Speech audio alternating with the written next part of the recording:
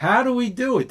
Look, we're going to try to, by the end of the meeting, hopefully we'll have that spiritual awakening towards our attitude, towards everything in life, but a lot of us are here for the food. So we have to be reborn, it's called, in thinking and attitude. How do we get that perception change, the thinking? It's all about the perception. And the way we know that is what is our perception now? Our perception is what they told us about the food, the corporations and everybody, and what the scientists put in the food and all the garbage and processed food. That's our perception. So we need to forget everything we learned, the set-aside prayer, and start anew, thinking the food in a different light. And I have a real surprise for everybody here. I bought all different types of, besides I usually have the apple, the banana, and the water. I bought some other things here. I'll start out by first showing you, let's start what we had before, okay? Banana, right? This is from God. This is the perception change. After a while, when you get away from the synthetic foods, and like in a doctor's opinion, he talks about the synthetic knowledge. And that's just what it is. The synthetic foods are the synthetic things made by the scientists. So do you want to have faith in that, or do you want to have faith in God's beauty and what nature has? So meditate on this. Meanwhile, what we doing in the past was meditating on the commercials on TV. We go into supermarkets, all those colored packages. That's what we're meditating. So today at the meeting, we're going to get that perception change. How do we do it? We can't fight it. We can't diet our way out of it. We can't control it. What does step 1 said?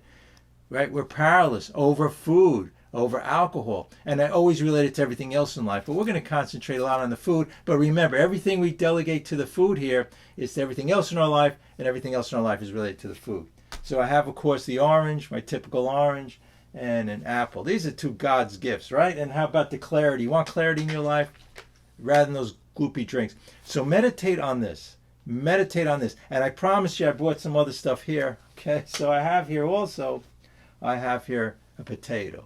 All right, now let me say something about this, okay? A lot of people today, they always have a different type of fad diet. High carb, low carb, high protein, all of this. And people say, well, I'm not going to eat any carbs. I came to the conclusion that, and I know from my own life and what I see in others, it's not so much what you eat, it's what you put on the food. So take a potato, right?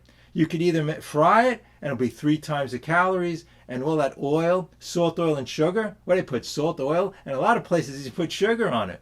What do you put? It's what you put on a potato. What do people put? I don't know, all kinds of crazy stuff. It could be sugar. It could be, cheese, sour cream, processed food.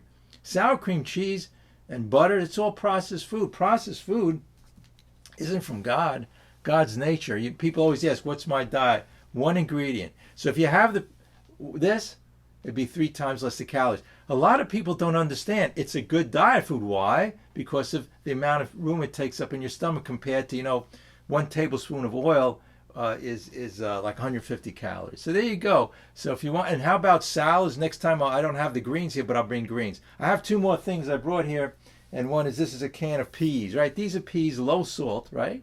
So here are peas, natural from God, and also beans, right? So when we have that perception change, how do we do it? Realizing the true from the false, realizing the defective character. The defective character is making food a higher power, and realizing, when we do step 4, going into our past and realizing, our fault. What was our fault? Our fault is that we believed the things that all the corporations told us. So you say, well, it's everybody else's fault. No, we made a decision that we were going to believe that if we have all the synthetic food, hey, look, it's the same thing like if you're smoking cigarettes, and you could blame whoever you want, but you made a decision you're going to put this toxic thing in the body. But what's the most amazing thing is? As bad as cigarettes are, as bad as all the illegal drugs are, cocaine, heroin, all that white sugary powder, colored stuff like our white sugar, as bad as they are, this is more devastation. More people die. The young people getting all the diseases and all the problems, and also mentally it affects you. When you eat healthy, it's just amazing, the perception difference. A lot of course, philosophies and religions, why do they fast or why do they eat certain types of food? Because they want to be happy and healthy. Next time I'll bring some greens here. We're going to go crazy next time. We're going to go to where broccoli is going to taste delicious, and carrots. And I was talking to somebody before, they're on a certain type, there are all these crazy diet plans, all the billion-dollar industries. They have a great idea. They're going to give you smaller morsels of poison, this poisonous food. So we need to be reborn. What does it say, step 3? Step 3 says, we can meditate. We can have a whole meditation on a banana or the apple. Think about the gloriousness and change your perception. Think about that, but also understand that you did have faith all the time, but you took it upon yourself to believe. You're going to let these corporations determine how you're going to live life and be ill and sick, and because they want to make some money and put that poison. Do you want to put poison in your body? Here's a good analogy. I was in a store and it had this beautiful flower there, and I was looking at the flower, and I started to realize in God's creation and the nature's creation is so beautiful. Do you realize our mind and our body were made in a beautiful way in the image of a higher conscience or God or whatever way you want to look at it?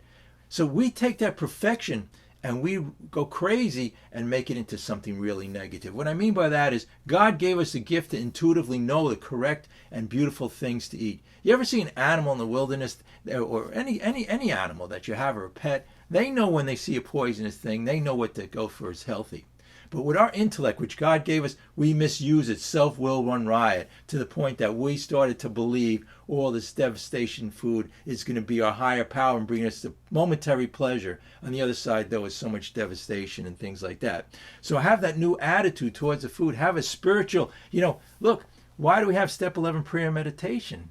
So you could pray to God to have this healthy, wholesome food. Look at it a different way. It's interesting. The reason I always bring up the food and everything else in my life, I had a situation, say, sometimes at work or something, and somebody acted like this, and right away I got a resentment and anger. But through God consciousness, just like with the food, our perception is different. I actually looked at them, this is interesting, like a little child, that they had a temper tantrum. And then I had the love and compassion, whereas before I had the resentment, anger, and fear. So all of these things we have in this book, in these 12 steps, is related to our addictions. And again, I'm talking about the food here, but this program, because I've been in AA, OA, and I had the drugs and alcohol problem. So anybody here is welcome to share on it or talk about it. But you know what? I found that it's all the same thing.